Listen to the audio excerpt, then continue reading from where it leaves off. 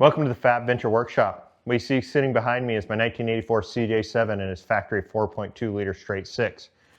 Reported horsepower 114. What you see sitting beside me is a 5.3 liter LS from a 2004 Suburban. Reported horsepower 295.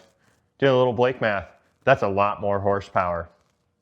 In the near future, you're going to see a whole series of putting that into that. So make sure you subscribe to get notified as the episodes come out. Situation for today is going over the fabrication area of the shop in the back, where I fabricated a welding table over the last year using a 3/4 inch flat plate and some 2x2 square tubing. Let's get you guys over there to check out the situation and we'll see what we need to do. So we're over here in the metal fabrication corner of the workshop. And this is a welding table that we were showing on the screen earlier. And we've really enjoyed it and used it for multiple projects this year, including these welding carts we have underneath. What we've learned during this project is we're unable to keep the portable bandsaw in the vise available for quick access, especially for these large projects like the CJ swap for quick modifications. So we'd like to get that addressed. So the overarching goal is to try to get this table up against the wall,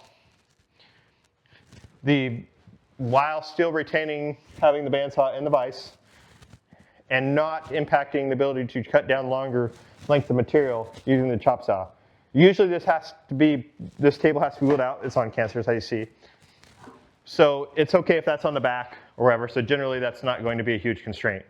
So generally the three options are the back left corner, which the bandsaw will run to this handle, which doesn't really join us any space.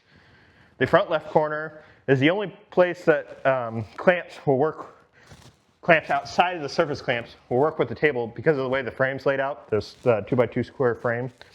So that really only leaves the front right. So that seems like the viable solution.